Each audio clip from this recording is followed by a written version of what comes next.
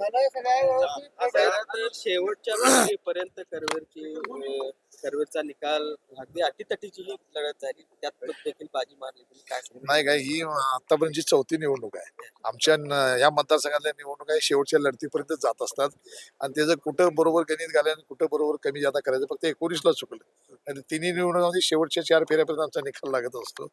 तसा हा मतदारसंघ तसा काँग्रेसच्या विचाराचा असणारा मतदारसंघ आहे. आपण बघितलं असेल जिल्हा मध्यवर्ती बँक असेल, जिल्हा दूध उत्पादक संघ असेल किंवा विविध विकास संस्था असेल, सहकाराच्या माध्यमातून हा मतदारसंघ तसा काँग्रेसच्या विचाराचा मतदारसंघ आहे आणि ह्या मतदारसंघामध्ये आता तिसऱ्यांदा आम्ही भगवा फडकतोय.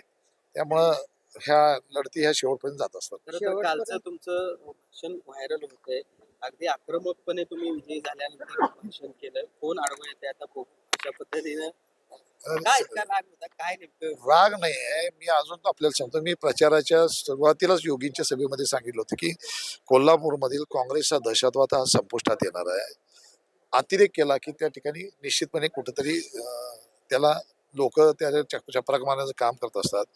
त्या ठिकाणी कोल्हापूर जिल्ह्यामध्ये विशेष करून माझ्या मतदारसंघामध्ये जिल्हा मध्यवर्ती बँकेतले सेक्रेटरी असतील, जिल्हा मध्यवर्ती सुपरवायझर असतील, जिल्हा दूध संघातील जरी आमचे संचालक तिथं आमचे माझे 2 असले तरी सुद्धा माझ्या मतदारसंघामध्ये या सहकाराच्या माध्यमातून शेवटच्या क्षणापर्यंत त्या दूध डेअरीच्या सुपरवायझरच्या मार्फत दूध दूध नासायचं दूध तुम्ही काढून तुम्ही मतदान नाही केलं अनेक प्रकार करतात.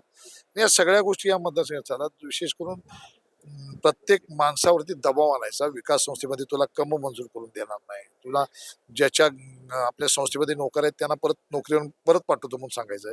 या सगळ्या दबावाखाली आणले जाते आणि मी तुम्हाला सांगितले हेच राजकीय लोक आहेत, हेच कोल्हापूर जिल्ह्याचे नेते माझ्या मतदारसंघाशी निगडीत आहेत आणि याचं दबावाचं राजकारण सातत्यानं चालू असते. म्हणून माझा आक्रमकपणा आहे. शेवटी लोकांना माहिती पाहिजे की त्यांना त्या ठिकाणी जर तुम्हाला कोण दबाव टाकला तर मी त्या ठिकाणी उभा आहे. मी रस्त्यावर लढाई करणारा एक कार्यकर्ता आहे. तर कोण दबाव टाकला तर मी त्याला सक्षमपणे त्याला विरोध करण्यासाठी तयार आहे. म्हणून मी याला आक्रमकता दाखवायची होती.